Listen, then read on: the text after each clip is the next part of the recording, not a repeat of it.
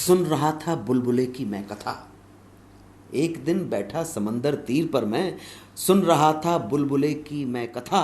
एक कागज की दिखी कश्ती तभी थी छुपी जिसमें पहाड़ों सी व्यथा। देख इतना भार ये अचरज हुआ, किस तरह से चल रही है धार में। वो हंसी बोली चलाती चाह है, आदमी चलता नहीं संसार में। तो मैं तो मामूली सा एक कैरेक्टर आर्टिस्ट हूँ। बड़े बड़े लोग जो इन्वॉल्व हैं, जो प्रोडक्शन है हमारा यूटीवी, जो हमारे विशाल भारद्वाज है, प्रियंका चोपड़ा, अरे वो तो चाहेंगे ऑस्कर मिले, 21 ऑस्कर मिलने चाहिए। चाह है ना। हम तो टेंटों के अंदर रहते थे लोटा लेके अरे भाई जिंदगी सब देखी है, धारावी से लास वेगस तक है अच्छा टाइटल है ना बात। मैं प्रियंका चोपड़ा का 5वें नंबर का हस्बैंड हूँ। प्रियंका चोपड़ा आज की बहुत ही सशक्त अभिनेत्रियों में से मानी जाती है। लड़की काम अच्छा करती है। मज़े वाली चीज़ तो बहुत कम हुई है, लेकिन जहाँ मज़ा फुल थ्रॉटल आया है उसमें सात खून माफ़ है। और जाहिर है फुल थ्रॉटल मज़े के अंदर अंताक्षरी का नाम बहुत प्रोमिनेंट है। सक्सेस का कोई फार्मूला नहीं है। अगर काश पता हो जाता सक्सेस का फार्मूला, तो जो बड़ी बड़ी फिल्मों के फ्लॉप होने की आप हादसे बता रहे हैं वो नहीं होता। करने दो, रुको ना मुझको प्यार करने दो, डार्लिंग आँखों से आँखें चार करने दो, रुको ना मुझको प्यार करने दो। सात खून माफ सुजाना मरिया अन्ना जोसेफ, उसकी लाइफ और उसकी लाइफ में आने वाले 7 पुरुषों के बारे में फिल्म है। किन मजबूरियों में प्यार की कमी के कारण या सच्चा प्यार नहीं मिल पाने के कारण हालातों की मजबूरी से घिरी हुई सुजाना, जो प्रियंका चोपड़ा रोल कर रही हैं, वो किस तरह से मजबूर होकर उन्हें अपने हस्बैंड्स को ठिकाने लगाना पड़ता है। ये नट शेल के अंदर है। फिल्म के अंदर तो बहुत कुछ है, लेकिन ये नट शेल। दुनिया की हर बीवी ने कभी ना कभी तो ये जरूर सोचा होगा कि मैं हमेशा हमेशा के लिए अपने पति से छुटकारा कैसे पाऊं। मैं सुजाना का 5वें नंबर का हस्बैंड हूँ और सुजाना मेरी दूसरे नंबर की बीवी है, क्योंकि एस्टैब्लिश है कि मैं इस इंस्पेक्टर कीमत लाल ने जो रोल में प्ले कर रहा हूँ, इंस्पेक्टर कीमत लाल ने अपनी पहली बीवी को डिवोर्स देकर ही वो सुजाना से शादी करता है। सुनैना साहब, आई लव यू सुजाना। देखिए उस किरदार का नाम इंस्पेक्टर कीमत लाल है। और सुजाना की जो जहाँ पे सुजाना मदाम रहती हैं, मदाम कहता है, तो जब वहाँ पे कोई मर्डर होता है तब लोकल जो पुलिस ऑफिसर है जिसका नाम इंस्पेक्टर कीमत लाल, वो आता है। जब पहली बार ही मदाम को देखता है तो एकदम टोटल फिदा, टोटल फिदा right from the very beginning. So ये कैरेक्टर जो है फिल्म में एक एक इंटरवल के बाद आता चला जाता है। फिर इसकी अपनी कहानी है इसके टपकने तक। मैं कहाँ, आप तो नहीं चूजी वूजी नहीं है। जब अच्छा ऑफर ही नहीं मिलेगा तो क्या करेंगे यार। अच्छा ऑफर सात खून माफ के रूप में मिल जाता है तो करते हैं, लेकिन अच्छा ऑफर नहीं मिलेगा तो क्या कर सकते हैं। हर प्रोड्यूसर डायरेक्टर के दरवाजे पर जाके दस्तकें तो नहीं दे सकता कि मैं बहुत अच्छा एक्टर हूँ, आप मुझे रोल दीजिए। ऐसा तो नहीं हो सकता ना। सो जब भी कोई अच्छी स्क्रिप्ट मिलेगी तभी करेंगे, अदरवाइज सर्वाइवल के लिए स्ट्रगल सब करते हैं। स्ट्रगल की अपनी अपनी अलग अलग स्टेजेस होती हैं, हम भी कर रहे हैं, उसमें क्या हुआ। Fantastic script and a fantastic role and a fantastic director and a fantastic production house, good people, what else you need. Saat Khoon माफ जैसे पूरा जो सेटअप है ना, जो एक्सपीरियंस क्योंकि हो चुका है इसलिए बोल रहा हूँ, वो बहुत कम होता है यार। अच्छा डायरेक्टर है, अच्छा प्रोडक्शन हाउस है, प्यारे लोग हैं, अब बात खत्म हो गई। बहुत कम रेयर होता है। मैंने अभी आपसे कहा टोटलिटी में ये जो एक्सपीरियंस हुआ है, बरसों के बाद एक घटना होती है इस तरह की, वो हो गई।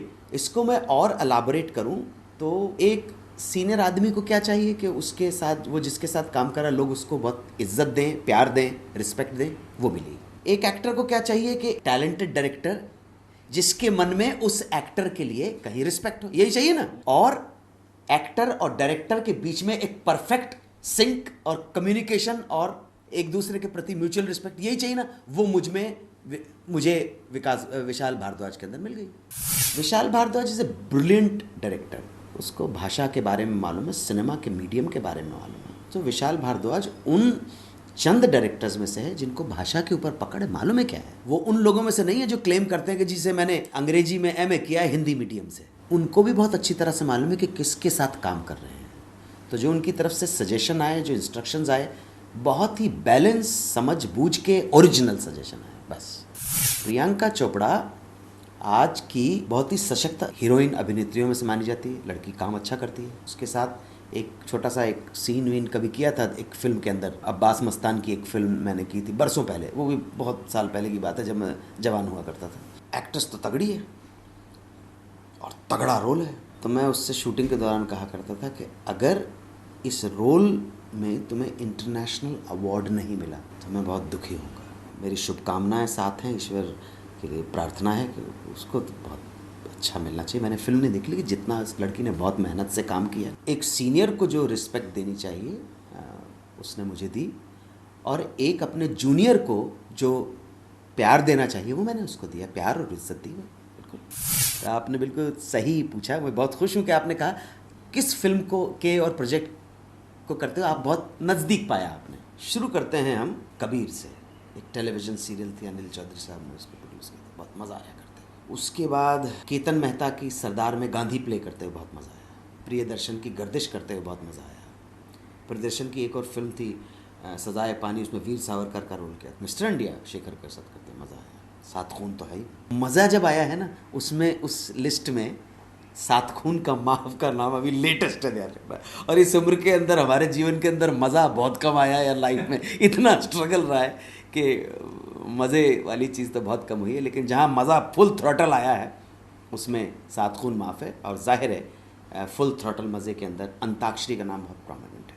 इतनी फिल्में करने के बाद भी एक छोटे से कमरे में रहते थे। अंताक्षरी जैसे प्रोग्राम ने के अन्नू के आ से गाना गाओ और बॉलीवुड हंगामा के बा से गाना गाओ करते करते उसने इस देश के लोगों को बहुत प्यार दिया। प्यार के साथ साथ सम्मान मुझे मिला। अंताक्षरी करते हुए लोगों से सम्मान मिला, और अंताक्षरी में मनोरंजन करते हुए मैंने अपने देश की शुभ संस्कृति जो है, अपने देश की सभ्यता है, संस्कृति का जो प्रचार किया है। तो मैं अकेला ही अपनी तरह का नमूना हूँ जो इस तरह की बात कर सकता है और जिसने इस तरह का काम किया है। मनोरंजन करना है, लेकिन समाज और मातृभूमि के संदर्भ में जो एक अभिनेता की, एक कलाकार की एक भूमिका होनी चाहिए, क्योंकि कलाकार हम बाद में हैं, पहले हम इस देश के नागरिक हैं। वो करते हुए मुझे इतना सहयोग मिला लोगों से, लोगों का प्यार मिला, चैनल का सहयोग मिला। चैनल ने मैंने अगर बोला वंदे मातरम तो चैनल ने कभी काटा नहीं। और हिंदुस्तानी टेलीविज़न के ऊपर मैं अकेला वाहिद आदमी हूँ जो प्रोग्राम जब कंक्लूड करता है तो जय हिंद वंदे मातरम बोलता है। I must have rendered at least 5000 songs. Singer बनना तो दूर यार, एक्टिंग नहीं करना, एक्टर नहीं बनना चाहता था मैं तो। सर्जन या IAS करना चाहता था। ब्रिलियंट एकेडमिक करियर था मेरा, लेकिन माँ बाप के पास इतने पैसे नहीं थे कि मुझे फर्दर स्टडी, एडवांस स्टडी के लिए भेजा जा सके। तो मजबूरी में स्टडी छूट गई। फिर फोक थिएटर कंपनी ज्वाइन कर लिया। 2 रुपया रोज़ मेरी पगार थी, 2 रुपया रोज़ पगार थी। जनता से जो इनाम मिल जाता था रोल करते हुए, आपने कोई अच्छा सीन किया, एवरीडे हम रोज़ परफॉर्म करना होता था ओपन एयर के अंदर। 15 दिन इस टाउन में, 20 दिन उस टाउन में, ट्रैवलिंग। मोबाइल थी, फोक थिएटर कंपनी थी। फिर सोचा कि NSD चले जाएं। NSD ने कहा ग्रेजुएट चाहिए। हमने आज हम तो 10वीं पास है, 11वीं पास हैं, आपको हमारा टैलेंट देख के लेना है तो ले लीजिए, वरना हम तो टेंटों के अंदर रहते थे लोटा लेके। अरे भाई जिंदगी सब देखी है, धारावी से लास वेगस तक है। अच्छा टाइटल है ना बात। देखिए अभी भी मैं आपसे एक बात बोलूँगा, सक्सेस का कोई फार्मूला नहीं है। अगर काश पता हो जाता सक्सेस का फार्मूला, तो जो बड़ी बड़ी फिल्मों के फ्लॉप होने की आप हादसे बता रहे हैं वो नहीं होता। एक हो गया, उसको लेके हम एनालिटिकल वे के अंदर जब उसको जाएंगे, उसका विश्लेषण करेंगे, तो हम ये कह सकते हैं कि शायद जो फिल्में छोटे बजट की चली हैं उनका अगर फाइनेंशियल आप इन्वेस्टमेंट देखें और उसके अगेंस्ट एक्सपेंसेस देखें, उनका बजट देखें और उसका एक्सपोजर देखें और उसका सेटअप देखें, उसकी कहानी। छोटे बजट की फिल्म में एक बात तो ज़रूर होगी, जो फिल्मों के नाम आपने लिए हैं उनकी कहानी, स्टोरी लाइन तो पावरफुल होनी चाहिए, है ना। डायरेक्टर तामझाम नहीं होगा, उसने स्टोरी के साथ सही काम किया तो सही बनाया। अभी जो बड़ी बड़ी फिल्में फ्लॉप हुई हैं वो मैं कोई फ्लॉप होने का भी कोई फार्मूला नहीं जैसे सक्सेस का कोई फार्मूला नहीं है, इस तरह फ्लॉप होने का भी फार्मूला नहीं है। हो सकता है जनता को वो चीज़ पसंद नहीं आई, हो सकता है इतना ज़्यादा इन्वेस्टमेंट कर दिया हो, सारा 70-80 करोड़ के कभी आप रिकवर कर ही नहीं पाओगे। टेलीविज़न के भी आप बहुत सारे चैनल्स अगर आप देखेंगे, इतना ज़्यादा इन्वेस्ट कर दिया, इतना ज़्यादा ओवर बजटेड कर दिया है कि नाम तो हो गया आपका, लेकिन वो चैनल को अपने लॉस को कवर करने के अंदर, I am just giving you an example, I don't want to name the loss को रिकवर करने में 4 साल लग जाएंगे। एक लिमिटेशन तो होती है ना, पैसा पेड़ के ऊपर तो नहीं टंगा हुआ। तो यही इन फिल्मों की, जिन्होंने छोटे बजट की फिल्में, and it's a good sign, अच्छा बात है, अच्छा साइन है। इकोनॉमिक्स जो है ना वो बड़े डिफरेंट लेवल के ऊपर काम करती है। भारत के अंदर भारत का देखिए, अब ये जो रिसेशन आया भारत के अंदर उतना नहीं दिखा जितना वेस्टर्न कंट्री के अंदर, ये यूरोप के अंदर दिखा है, इवन मिडिल ईस्ट के अंदर दिखा। It is just the share volume of our country in terms of population, सब चीज़ की खपत हो जाती है यहाँ पर। सो वो फिल्म मेकर्स अगर ध्यान में रखें तो अच्छा काम हो सकता है। लेकिन बड़ी बड़ी फ्लॉप फिल्में जब होती हैं, बड़ा जहाज़ डूबता है ना, तो बहुत सारे लोगों को लेकर डूबता है। इस तरह नहीं हो। जिन लोगों ने इस तरह के बड़े बड़े जहाज़ डुबाए हैं वो आगे से ध्यान रखें कि ओवर कॉन्फिडेंस में ना रहें। ऐसा नहीं करें कि कहीं की ईंट कहीं का रोड़ा, भानुमती ने कुनबा जोड़ा। हज़ारों ख्वाहिशें ऐसी कि हर ख्वाहिश पे दम निकले, बहुत निकले मेरे अरमान मगर फिर भी कम निकले।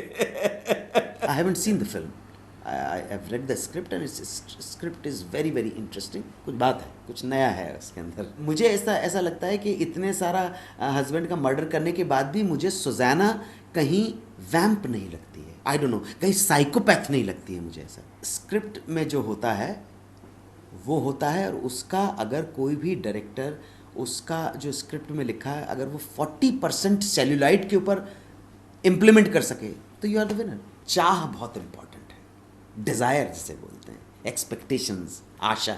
एक दिन बैठा समंदर तीर पर मैं, सुन रहा था बुलबुले की मैं कथा। एक दिन बैठा समंदर तीर पर मैं, सुन रहा था बुलबुले की मैं कथा।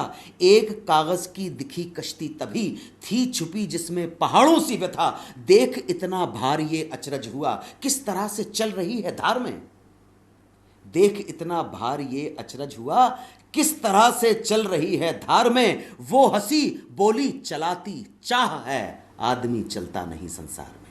ये चाह है, ये आशा, ये डिजायर, ये होप जिसकी वजह से चल रहे हैं। मैं अकेला कहूँ, मैं तो मामूली सा एक कैरेक्टर आर्टिस्ट हूँ। बड़े बड़े लोग जो इन्वॉल्व हैं, जो प्रोडक्शन है हमारा यूटीवी, जो हमारे विशाल भारद्वाज है, प्रियंका चोपड़ा, अरे वो तो चाहेंगे ऑस्कर मिले, 21 ऑस्कर मिलने चाहिए। चाह है ना, सपने देखना बुरी बात नहीं है, उन सपनों में जीना खतरनाक है।